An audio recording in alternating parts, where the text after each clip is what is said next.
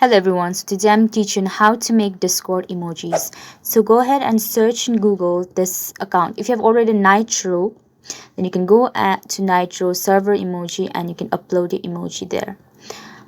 Now if you want a very theme styled stickers or emojis, go to your first is Discord bots. So after going that, search for the stickers or emojis you want. You can explore your tags, you can emote, you can go there and you can choose any emote you want, and you can join the server if you want. You don't have to join the server, you can copy it as well.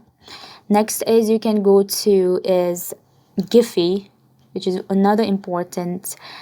Here you can search for all the gifs and stickers you can add, and yeah, that's how you can easily edit, add and use it in your server. Thank you so much for watching.